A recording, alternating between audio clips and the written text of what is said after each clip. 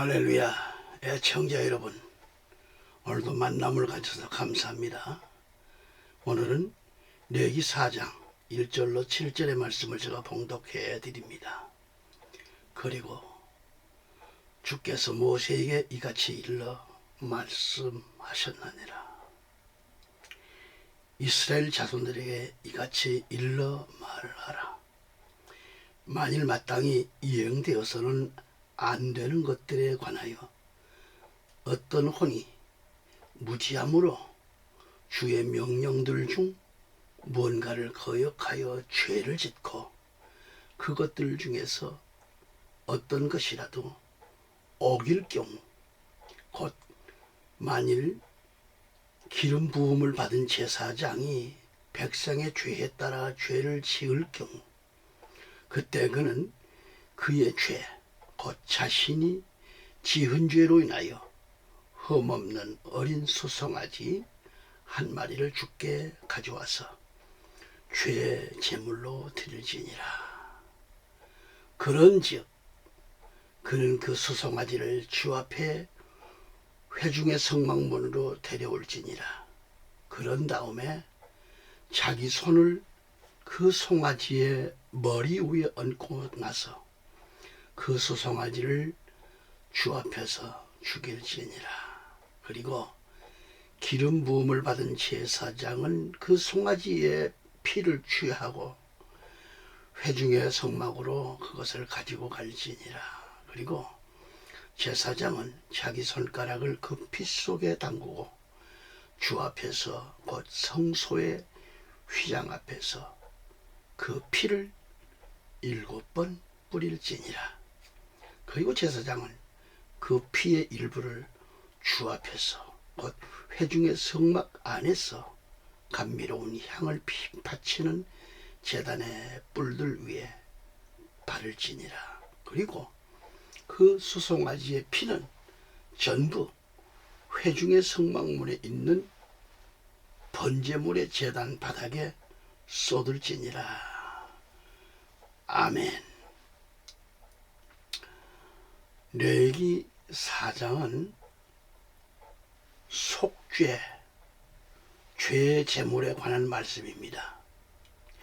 죄 제물은 히브리 원문으로 하타 또는 하타트라고 하는데, 이것은 죄, 유죄, 죄의 형벌 그런 뜻이 있고요.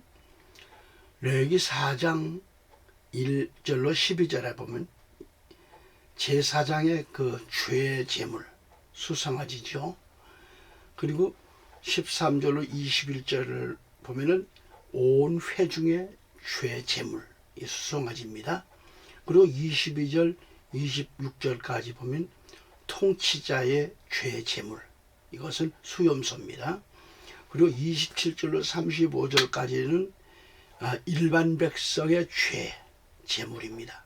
일반 백성이 드릴 수 있는 죄 제물은 암염소 등, 이것은 하나님의 명령드린 법규를 말씀하고 있는 겁니다. 지난 시간까지 회중의 성막론을 통하여 1장에서 번제 희생으로 불로 드리는 제사에 대해 말씀드렸으며, 2장에서는 음식 제사의 소제, 즉 제물에 대해서 말씀을 드렸고요. 그 다음 3장에서는 화목제의 그 희생제물에 대해서 말씀을 드렸습니다. 오늘부터 레위기 4장은 전능하신 하나님께서 부지불식간의 죄를 범한 죄를 속하기 위한 속죄제, 죄 제물의 법규에 대해 지시하십니다. 이 죄 제사는 지난번에도 언급해 드렸듯이 자원제입니다. 이 자원제의 성격을 띤 전자의 3대 제사와는 달리 반드시 드려야 하는 바로 의무제였다 이 말이죠. 그래서 죄 제물의 법규는 단순히 제물에 따라 구별하여 드린 제사들과는 달리 그 신분에 따라서도 세세하고 구체적으로 이렇게 언급되어 있다고 하는 사실입니다. 이를 신분별로 구분하면 죄제사에는 제사장을 위한 죄제사가 1절로 12절까지고요. 온 회중을 위한 죄제사가 13절로 21절까지 나와 있고, 그 다음에 통치자죠. 이 치리자를 위한 죄제사가 20절 26절까지 나와 있습니다. 그리고 일반 백성을 위한 죄제사가 27절로 35절에 이게 나열되어 있죠. 이처럼 신분에 따라 다른 제물과 다른 법규로 죄제사가 드려진 것은 우리의 큰 교훈이 되고 있습니다. 첫째로 우리 그 구약 시대에 하나님과 인간의 중보자 역할을 한 제사장에게도 죄 제사가 필요했다는 것을 알 수 있어요. 하지만 인간 제사장의 불완전함을 보여주었습니다. 히브리서 7장 27절 보더라도. 그래서 따라서 이는 완전하며 영원한 제사장이 절실하게 요청될 뿐만 아니라 결국 이런 자격을 갖춘 분이 바로 예수 그리스도라는 것이죠.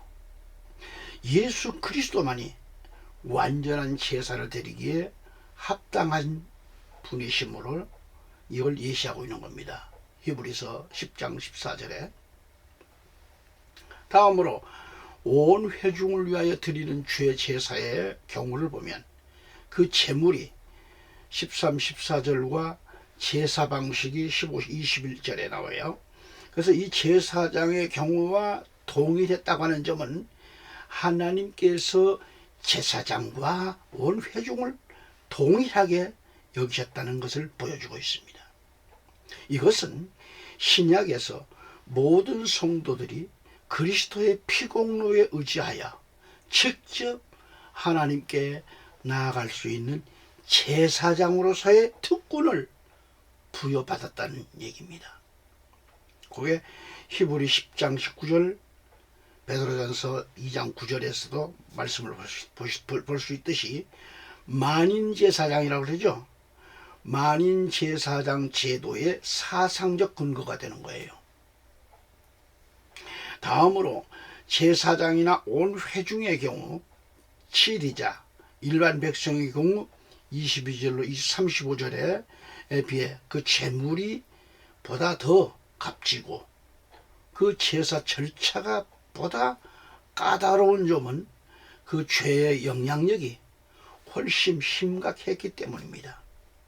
결국 이것은 후일 온 회중, 이 온 세상 인류의 죄를 속하기 위해서는 더 값지고 완전한 희생제물, 곧 예수 그리스도의 피가 요구된다는 이 구속사적 진리를 예시하고 있는 겁니다.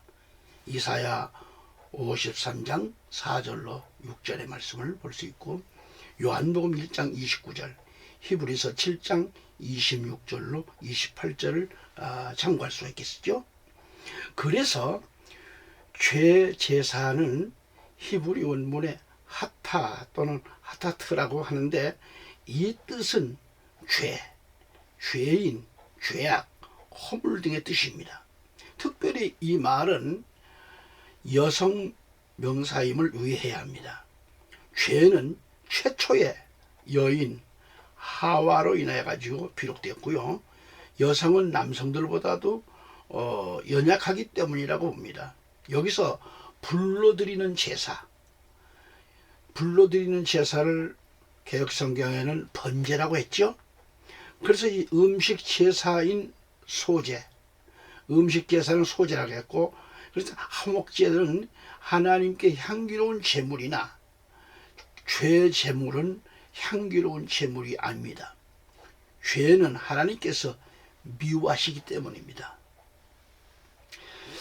앞서 말한 대로 죄제물, 이 죄제물은 그 신분에 따라 제물의 차이는 있지만 제사하는 방법에 있어서는 대동소이하다 이 말이죠. 또한 이것은 불로 태워드리는 번제와 이 화목제 드리는 방법과도 그러했습니다. 다만 신분의 차이에 따라 제물의 차이 때문에 발생되는 차이가 있을 뿐이죠. 죄 제물에 대한 4대 분류의 본문에 하나님 명령하신 7대 법규를 잘 알아야 돼요. 구약의 5대 제사를 통해서 이 시대에 하나님이 우리에게 주신 그리스도의 깊은 그 뜻을 살펴보고 있습니다. 번제가 뭐죠? 불로 드리는 제사야, 그런 얘기입니다. 소제는 뭐예요? 음식 제사. 화목제에 이어서 죄 제물로 드린 제사를 통해서 우리에게 주신 하나님의 깊은 뜻을 알아야 합니다. 왜 제사가 중요할까요? 왜? 제사가 없이는 하나님을 만날 수 없기 때문에 중요한 겁니다. 왜? 우리에게 예배가 중요한가? 예배를 통해서 우리가 하나님을 만날 수 있습니다. 물론 다른 것으로도 하나님은 사람을 만나 주시지만 결국 하나님은 예배를 통해서, 그리고 내가 예배를 어떻게 드리고 있느냐를 통해서 하나님과의 관계를 새롭게 만들어 주는 겁니다. 새롭게. 예배를 아무 의미 없이 소홀히 했다고 하면, 예배가 소홀했다면 하나님과의 만남은 기대할 수 없습니다. 제물을 가져와서 제단에 드릴 때마다 제사 드린 자들이, 즉 예배 드리는 자들이 깨닫는 것이 무엇일까요? 제물로 드린 죄 없는 짐승이 자기의 죄 때문에 죽어가는 모습을 보고 무엇을 깨달을까요? 하나님의 크신 은혜에 감사했을 것입니다. 우리가 예배 드릴 때마다 무엇을 깨달아야 하나요? 무엇을? 예배 드린 목적이 뭘까요? 복 받겠다고 하는 건가요? 그건 목적이 될 수 없습니다. 우리는 예배 드릴 때마다 죄 없으신 그리스도가 십자가에 내 죄 때문에 온몸의 물과 피를 다 흘리시고 죽으신 사실을 잊어서는 안 됩니다. 그 은혜에 감사드려서 예배 드릴 때마다 눈물의 감사가 되어야 된다는 얘기죠. 의미 없는 예배는 하나님과의 아무 관계 없습니다. 그리고 우리는 더 나가서 우리도 거룩한 제단의 산 제물이 되어야 되는 거예요. 이것이 바로 우리가 하나님께 드리는 목적입니다. 예배 목적이에요.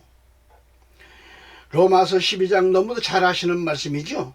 그러므로 형제들아, 내가 하나님의 자비들로 인하여 너희에게 간청하노니 너희는 너희의 몸을 거룩하고 하나님께서 기꺼이 받으실 만한 살아있는 희생제물로 드리라 그래요.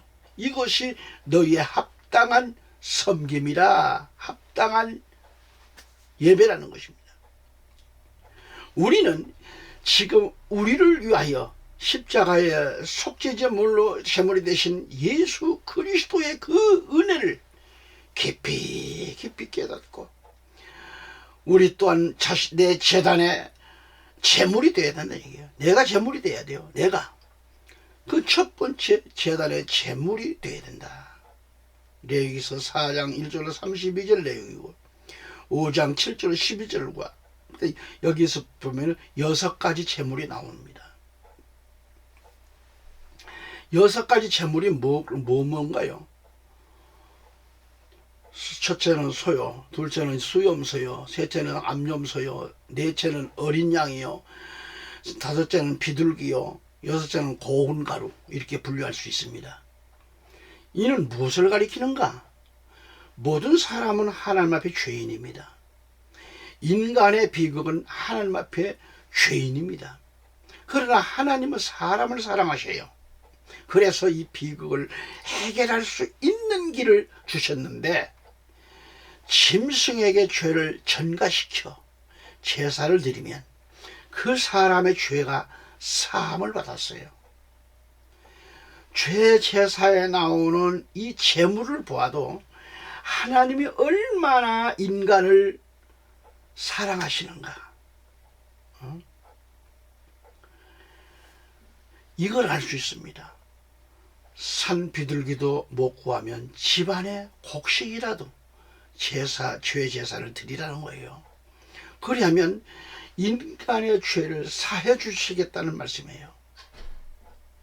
이 6가지의 제물, 모든 제물은 바로 예수 그리스도를 뜻하는 겁니다. 요한복음 3장 16절 너무 잘 아시죠? 이는 하나님께서 세상을 이처럼 사랑하셨기 때문에 그분께서 자신의 독생자를 주셨으니 누구든지 그를 믿는 자는 멸망하지 않고 다만 영원한 생명을 얻게 하려 하심이라고 번역하고 있습니다. 이건 새로운 번역 성경입니다. 여기서 속죄란 뭐예요? 키페르라고 하는 건데, 이건 히브리 말로 키페르, 덮다, 감추다라고 하는 뜻의 동사 카파르의 반복형으로서 계속해서 덮다, 완전하다가 기본 의미입니다. 그리고 희생제물의 피로 하나님의 진노를 받지 않게 되는 것을 뜻하는 거예요. 희생제물을 드리고 난 후 사함을 얻으리라는 이 단어가 5번 나오고 있어요. 속죄 제물을 드릴 때만이 죄가 사함받았습니다. 또 그렇게 드려진 제물은 화목제처럼 하나님과 화목이 이루어지고 하나님과 감미로운 향기의 냄새가 될 수 있었단 말이죠. 그런데 그 죄 제물을 드릴 때 드리는 자들의 그 제물이 달랐어요. 제물이 달라. 4가지로 구분되어 있었는데 모든 제물은 흠이 없어야 했어요. 그래서 첫째로 제사장들이 죄를 범했을 때 드리는 제물인 수송아지입니다. 둘째로 이스라엘 온 회중이 죄를 범했을 때 드리는 제물이 또 수송아지입니다. 셋째로 족장들, 이 족장이 죄를 범했을 때 드리는 것은 수염소예요. 순염소. 넷째로 평민이 죄를 범했을 때 드리는 제물은 뭐냐? 암염소입니다. 어린 양 암것. 그리고 5째로 가난한 자가 죄를 범했을 때 드리는 제물은 뭐냐? 어린 양. 또 산비둘기 2마리나 집비둘기 이 2마리. 이것도 가난해가지고 이것도 어렵다고 하면, 드릴 수가 없다고 하면 집안에 고운 가루 에바 10분의 1, 에바 10분의 1, 약 23리터로 생각이 되네요. 1.2대가 됩니다. 왜 이렇게 여러 가지 법규를 정했을까요? 아무 짐승 하나만 드리고 죄 제물을 드릴 수 있게 하지 않고 왜 이렇게 세부적으로 자세히 이렇게 법규를 이렇게 나누어 정해 두었을까? 첫째로 제물의 피를 통해서 죄가 사함받을 수 있게 한 것은 누구든지 예수 그리스도의 피가 아니고서는 죄가 사함받지 못한다고 하는 것을 알리기 위한 거예요. 그래서 히브리 9장 22절에 가서 보면 뭐예요? 그리하여 율법에 따라 거의 모든 것들이 피로 깨끗하게 되느니라. 그런즉 피 흘림이 없이는 사면이 없느니라고 하셨어요. 그 다음에 여러 가지 죄 제물을 정하여 준 것은 뭐냐? 첫째, 죄에 대한 무게가 있다는 것을 깨닫기 하기 위해서입니다. 그리고 누구든지 죄를 사함받을 수 있게 하신 하나님의 사랑이고요. 그 다음에 올바른 회개를 가르쳐주기 위함이고요. 그래서 이 죄 제물을, 죄 제사를 통해서 회개의 원리를 제대로 알아야 우리가 온전한 회개를 할 수 있는 거라 이 말이죠. 그래서 온전한 회개를 할 때 우리의 회개가 받아지는 거예요. 또한 그 회개가 받아질 때 우리가 제단의 제물이 될 수 있다는 말씀입니다. 청자 여러분, 모든 제사는 제사 드리를, 그 제사를 먼저 드리고 드려야 한다고 했어요. 제물, 제사를 먼저 드리고 드려야 돼요. 다른 제사를 개별적으로 드린 것이 아니라 반드시 번제를 먼저, 불로 드리는 제사를 먼저 드린 후에 드렸습니다. 그러니까 죄 제사도 죄 제물에만 따로 드린 것이 아니라 번제를 드리면서, 이 불로 드리는 제사입니다. 드리면서 죄 제물을 드리는 거예요. 예수 그리스도 안에서 새로운 피조물이 된 사람이라면 번제 제사, 즉 불로 드리는 제사입니다. 그러나 불로 드리는 제사를 드렸다 할지라도 매일매일 생활할 때에 죄를 범하게 되는데요, 바로 그때 죄 제사가 필요한 거라 이 말이죠. 그럴 때에. 그래서 요한복음 13장 10절에 예수님께서 그에게 말씀하시기를, 씻겨진 자는 그의 두 발 말고는 씻을 필요가 없으니 오히려 몸 곳곳이 깨끗하니라. 그런즉 너희가 깨끗하지만 모두가 깨끗한 건 아니니라 하시니라 그랬어요. 그러니까 이미 구원받은 사람은 손발만 씻으면 된다는 겁니다. 그러므로 죄 제사는 하나님의 자녀로서 택함을 받은 자들이 생활 속에서 죄를 지은 자가 드린 제사입니다. 그래서 다시 말씀드리면 예수 그리스도 안에서 십자가로 구원받았다 할지라도 우리가 죄를 짓게 되는데 그 죄를 회개하는 게 죄 제사라 이 말이죠. 회개는 크게 두 가지로 말할 수 있는데요, 첫째는 기본적인 회개입니다. 이 회개는 그리스도를 모르고 살다가 내가 예수 그리스도를 믿고 교회에 나와서 내가 하나님 앞에 죄인이다가 고백하는 이 단회적인 회개입니다. 이것은 단 한 번으로 끝나요. 둘째는 생활의 회개입니다. 생활 회개. 예수 그리스도를 믿고 교회를 다니면서 죄를 범했을지라 그랬을 때 지은 죄를 회개하는 것을 가리키는 겁니다. 이럴 때 드린 제사가 바로 죄 제사다 이 말이죠. 그런데 이 죄 제사가 다 똑같다는 것은 아닙니다. 우리는 보통 죄를 짓고 회개하면 입술로만 고백하면 된다고 그렇게 생각하지만은 우리의 신앙 신분에 따라서 회개도 다르게 해야 된다는 것을 죄 제사를 통해서 우리는 깨달아야 합니다. 그래서 구약 성경이 이렇게 중요한 거예요. 그러니까 죄 제사는 네 가지로 구분짓고 있는데요, 저처럼 제사장이 죄를 범했을 때는 흠없는 것, 아주 깨끗한 것, 흠없는 수송아지를 제물로 드리라는 겁니다. 제사장은 오늘 목사들을 의미합니다. 흠없으신 예수 그리스도가 목사들의 죄를 위하여 죄의 제물이 되셨어요. 제사장이 죄를 지었을 때 평민들과 다르게 수송아지를 드려야만 이 죄를 사함을 받았다고 하는 것은, 제사장이 평민들과 똑같은 죄를 지어도 제사장의 죄가 더 크기 때문에 수송아지를 드리라는 얘기입니다. 예를 좀 들어본다고 하면 목사도 도둑질하고 성도도 도둑질을 했다고 합시다. 근데 목사의 죄가 더 크다는 거예요. 목사가 기도 안 하고 성경도 보지 않았다면 성도보다 더 그 죄가 더 큽니다.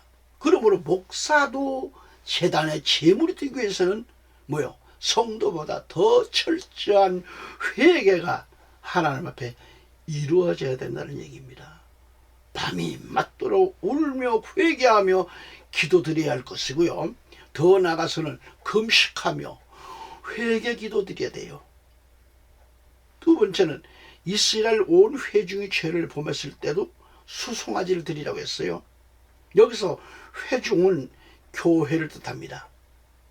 그러니까 교회 성도들, 교회가 하나님 앞에 범죄하는 것은 어느 단체가 범죄하는 것보다 크기 때문에 수송아지를 드리고 사함을 받으라는 거죠.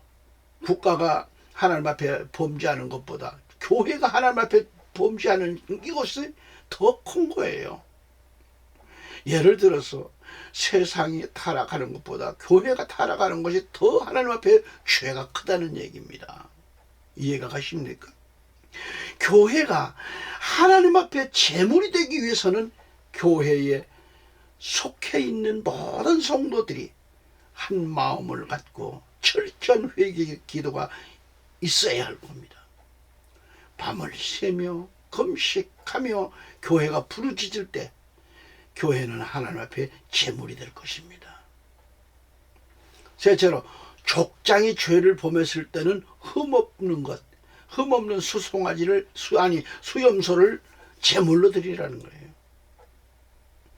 족장은요, 각 가족의 우두머리입니다. 가정으로 말하면 가정이 될 수 있고, 가정으로 말하면, 또 교회로 말하자면 각 조직의 장이 될 수 있겠고요. 예컨대 장로라든지 권사, 집사, 선교회장, 무슨 교사, 조장, 구역장 등등을 논할 수 있겠습니다만은, 어쨌든 수염소를 드리라는 것은 염소는 앞장서가는 짐승이라고 했죠. 수컷은 힘을, 용기를 뜻합니다. 그러므로 먼저 용기를 내서 회개하라는 겁니다. 다른 사람의 탓으로 돌릴 것이 아니라 내가 회개하지 않는 죄가 더 크다는 것을 깨닫고 회개하라는 것입니다. 가장이 아내와 자식이 범한 죄를 똑같이 지었다 할지라도 가장이 범한 죄가 더 크다는 걸 알아야 돼요. 예를 든다고 하면 아내가 거짓말을 하고 자식이 거짓말을 했다 할지라도 가장이 거짓말을 하면 그 죄가 더 크다는 것, 더 크기 때문에 더 철저하게 회개 기도를 드려야 된다, 그런 얘기입니다. 가족이 똑같이 주의를 지키지 못했다면 가장의 죄가 제일 크고 자식 죄보다는 부모의 죄가 더 크다는 것을 깨달아야 합니다. 자식이 1시간 회개 기도 드렸다면 부모는 2시간 회개 기도를 더 드려야 됩니다. 교회에서도 똑같습니다.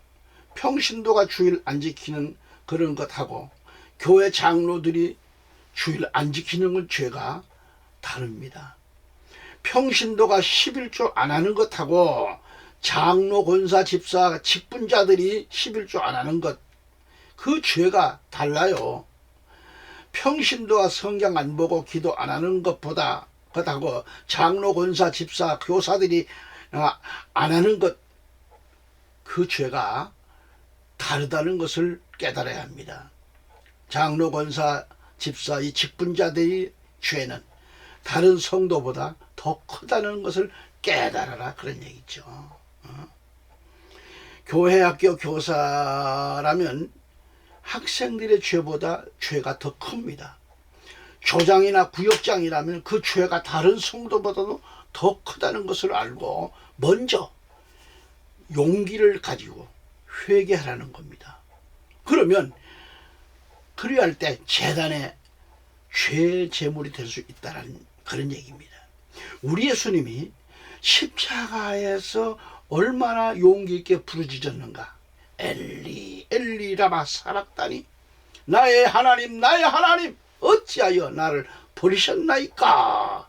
진정한 회개는 용기 있는 자만이 할 수 있습니다. 가정에서, 교회에서, 각 조직의 장들이 용기 있게 죄를 고백하고 나온다면 반드시 그 교회는 하나님의 제물이 될 것입니다. 우리 주위에 용기가 없어서 죄를 회개하지 못한 자가 너무도 많이 있어요. 수염소 제물을 가지고 하나님 앞에 나오는 것처럼 우리의 죄를 용기 있게 하나님께 내어놓기를 바랍니다. 내처럼 평민이 죄를 범했을 때도 마찬가지, 가난한 자가 죄를 범했을 때도 반드시 제물이 있어야 합니다. 암염소가 힘에 미치지 못하면 암 어린 양을 드립니다. 어린 양이 힘에 미치지 못한다면 집비둘기 2마리를 드리고, 집비둘기도 경제적으로 어렵다는 말이죠. 힘이 들다 이 말은. 힘이 들면 산비둘기 2마리를 드리고, 또 그것도 드릴 형편이 못 돼. 산비둘기도 드릴 수 없는 그런 형편이라면 고운 가루로 제물을 드리라, 그런 얘기입니다. 그래서 화목제와 죄 제사에만 암컷을 제물로 드릴 수 있었는데, 이건 뭘까? 누구든지 예수 그리스도께 나와서 죄를 고백하고 사함받을 수 있다는 뜻입니다. 평민들이 드린 제물은 죄의 비중을 뜻하고 있는 것이 아닙니다. 누구든지 죄를 사함받아야 된다는 하나님의 깊으신 뜻이 들어있어요. 이것은 곧 하나님의 사랑입니다. 예수 그리스도는 인류의 죄를 위하여 십자가에서 죽으셨습니다. 누구를 막론하고 예수 그리스도의 피로 죄사함을 받을 수 있습니다.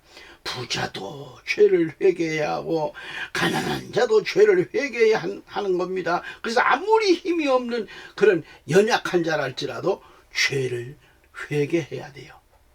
반드시 피 흘림이 있어야 합니다.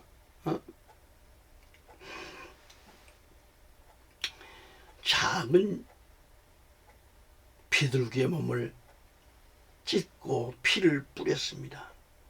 비둘기도 드릴 수 없는 자는 고운 가루라도 드려야 했습니다. 이것은 곧 아무리 불쌍하고 가난하고 힘이 없는 자라 할지라도 죄에 대한 것만큼은 분명한 죄 제사가 있어야 된다, 그런 얘기죠. 아무리 작은 죄라 할지라도 죄 제사를 드려야 했습니다. 하나님이 죄를 얼마나 미워하시고 싫어하시는지 깨달아야 할 것입니다.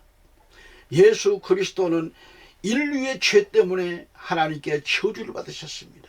갈라디아 3장 13절에 그리스도께서 우리를 위하여 저주가 되시사 율법의 저주로부터 우리를 구속하셨느니라. 이는 기록되기를 나무에 달리는 모든 이는 저마다 저주를 받느니라 하기 때문이라고 하셨습니다. 예, 청자 여러분, 죄에 대한 4가지 구분 속에서 자신은 어디에 속한 자인가요? 가슴에 손을 얹고 생각해 보세요. 하나님과 나 사이의 죄가 정리되지 않고서는 우리는 하나님 제단의 제물이 될 수 없습니다. 이사야 59장 1, 2절 이렇게 말씀합니다. 보라, 주의 손이 짧아져서 구원할 수 없는 것이 아니요 그의 귀가 둔하여 들을 수 없는 것도 아니로다. 오직 너희의 죄악들이 너희와 너희 하나님 사이를 분리하였고 너희 죄들이 그의 얼굴을 너희에게서 숨겼으니 그가 듣지 아니하시리이다 하고 말씀합니다. 우리의 회개가 이제껏 적당히 해오지는 않았을까요? 적당하게 기도 몇 마디 하고 그게 회개라고 그렇게 해오지 않았나요? 직분 가졌다고 적당히 회개기도 된다고 했을까요? 높은 직분일수록 더 철저한 회개기도를 드려야 됩니다. 작은 죄라고 적당히 넘어가서 안 됩니다. 용기가 없어서 회개기도를 아직도 못하고 있다고 하면 죄 제사는 즉 회개기도는 하나님의 사랑의 손길입니다. 이 손길을 뿌리치시고 우리의 죄가 사함받았을 수 있을까요? 있겠는가? 이 손길을 뿌리치고서는 하나님 제단의 제물이 될 수 없습니다 라는 사실을 잊지 말아야 합니다. 요엘서 2장 13절에 너희 의복들을 찢지 말고 너희 마음을 찢으며 주 너의 하나님께 돌이키라.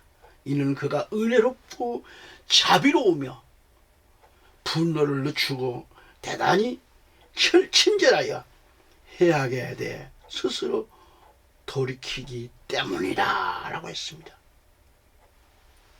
오늘 말씀의 주제 크게 두 번째는 소제입니다. 소제라는 것은 개혁성경에는 소제입니다. 자, 음식제사입니다. 이걸 번역하면 음식제사입니다. 음식제사는 인간의 연약성을 나타내는 겁니다. 레위기 4장 1절로 2절 말씀을 다시 보면 주께서 모세에게 이같이 일러 말씀하셨느니라. 이스라엘 자녀들에게 이같이 일러 말하라. 만일 마땅히 이행되어서는 안 되는 것들에 관하여 어떤 혼이 무지함으로 주의 명령들 중 무언가를 거역하여 죄를 짓고 그것들 중에서 어떤 것이라도 어길 경우라고 그랬는데, 여기 어떤 혼 그랬는데 어떤 혼은 사람을 칭합니다. 사람의 마음, 어떤 사람이 그런 얘기입니다. 어떤 사람이 무지함으로 그런 얘기입니다. 이탈리아의 어느 지역에는 엄청난 독을 지닌 거미들이 이렇게 있다고 그래요. 그 거미의 독이 어찌나 독한지 그 거미를 밟기만 해도 사람이 죽고, 그 거미가 컵 뒤를 기어다니기만 해도 컵이 깨진다는 거예요. 이 거미가 보여주고 있는 것은 독이 많고 적으면 문제가 아니라 독성이 문제라는 거예요. 독성. 마찬가지로 죄의 힘도 죄를 범하는 사람이 누구인가 또는 어떤 죄인인가에 의한 것이 아니라 죄 자체의 무서운 독성에서 나오는 것을 알아야 된다, 그런 얘기입니다. 죄는 율법을 파괴하고 정의를 무너뜨리는가 하면, 하나님과의 관계를 단절시키는가 하면 하나님의 진노를 유발시키는 무서운 독성을 가지고 있습니다. 게다가 죄는 즉각적으로 효력을 나타내는 독입니다. 인간 영혼에 대한 저주이죠. 그러므로 아무리 적은 분량의 독이라고 해도 신체에는 치명적인 해를 입히기 때문에 또 조심해야 하듯이, 아무리 사소한 죄라고 해도 인간의 영혼에 치명적인 해를 끼치기 때문에 우리는 모든 죄를 다 지치 말아야 됩니다. 노. 모든 죄는 내게 미워해야 됩니다. 퇴치해야 됩니다. 그래서 사람들은 자신을 파멸로 이끄는 그 무서운 죄를 고의적으로 범하는 자는 없다고 봅니다.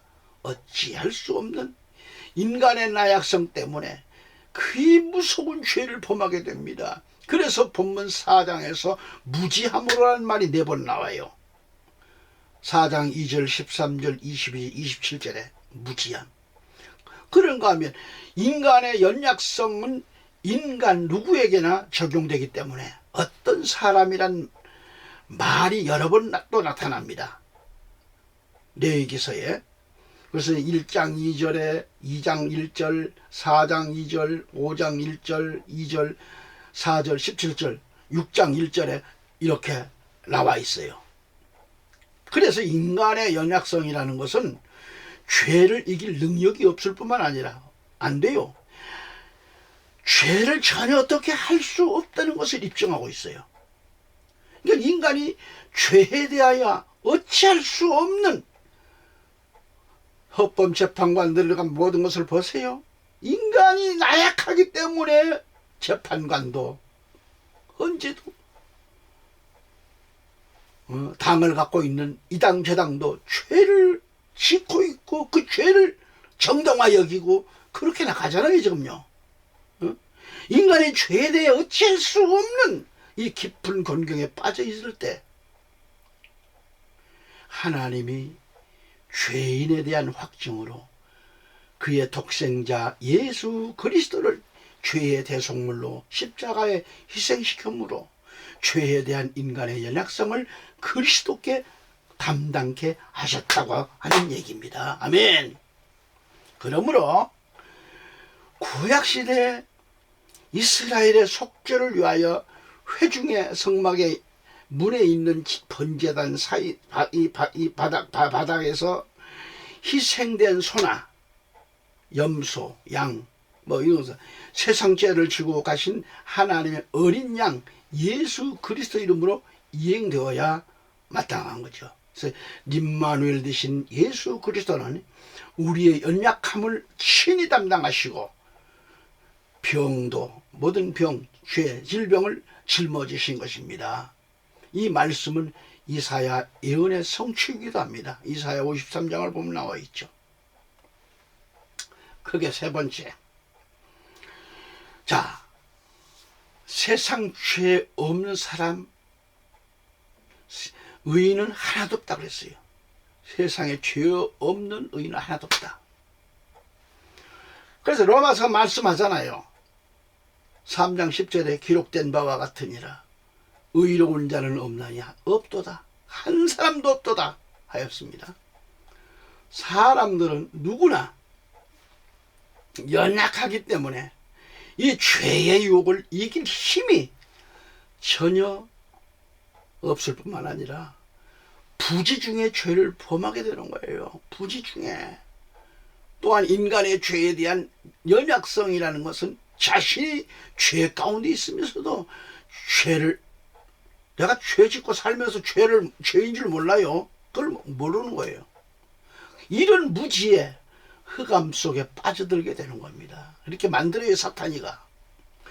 국가의 법을 범할 때 죄가 되듯이 죄는 하나님의 금령을 위반하는 것인데 하나님께서 이 죄 제사, 바로 이 속죄제의 계층적인 규례를 말씀하실 때 어떤 사람이 무지로 인하여 마땅히 해서는 안 되는 일에 관한 주의 명령들을 거역하여 라는 말을 사용하고 있습니다. 특히 제사장은 온 이스라엘 회중, 치리자, 일반 백성 누구든지 해당됐습니다. 레위기서 4장 2절, 13절, 22절, 27절. 그러니까 이 세상에 하나님 하지 말라는 이 금령을 하나라도 범하지 아니한 의인은 한 사람도 없다 이거예요. 그러므로 우리는 누구나 다 하나님 앞에 나와서 죄사함을 받아야 할 죄인들이라고 하는 이 사실을 성경은 교훈하고 있습니다. 아멘, 할렐루야. 여기까지 말씀을 드렸습니다. 이어서 다음 또 시간에 뵙기를 원합니다. 항상 건강하세요. 주 안에서 주의 이름으로 축복합니다. 감사합니다.